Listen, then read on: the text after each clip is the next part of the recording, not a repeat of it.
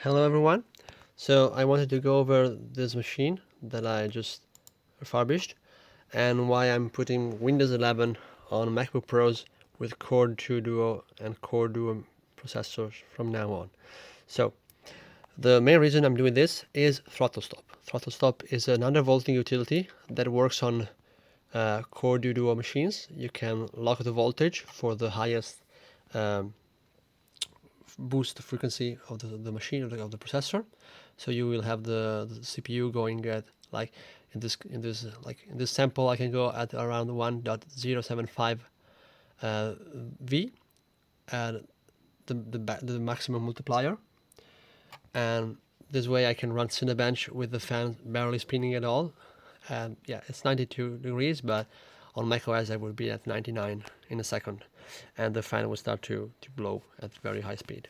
So you can, of course, you can like open up the machine and swap the thermal paste inside, and that will also be a fix for high temperatures. But on these old machines, you will easily run into issues when opening up because some cables might be corroded, some cable might be like very old and stiff, and as soon as you start disassembling the Mac, you can run into issues, broken cables, which could like make your trackpad not working anymore, and you will need to replace the entire trackpad, and then you go into a rabbit hole where you spend much more time and money on it, on the machine, than it's worth. So at the same time, like the latest OS that those Core2Duo machines can run flawlessly is High Sierra, and High Sierra is gonna be like at the end of support very soon, just like the original El Capitan that was on this machine.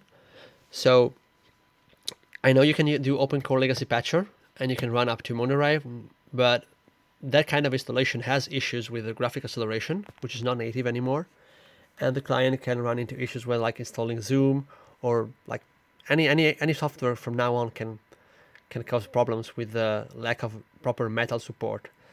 So it's a workaround. It's a nice workaround to have if you really want macOS and you know the issues that you're gonna face. But for the average user, like the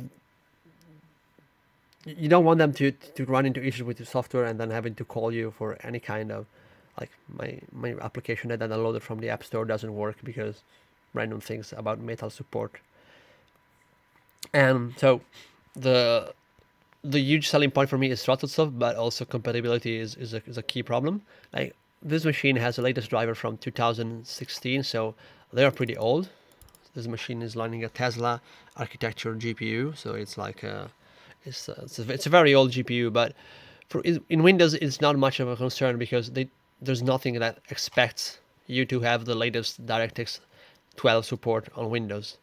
It's not like macOS where if you have like Mojave or later, any software is going to assume that you have metal, that you have like actual DirectX 11 support on the hardware side.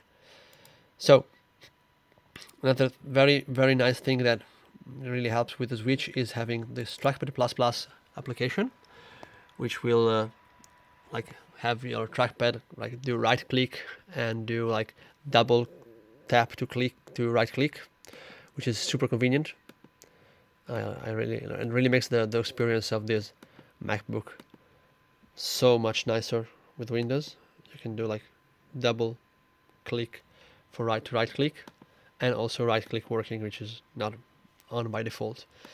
Keep in mind you have to install Windows in legacy mode to get the GPU support, and you have to get the bootcamp drivers to get the audio working. So it's not like a super easy process. Also, on a side note, these machines all have the um, subwoofer broken.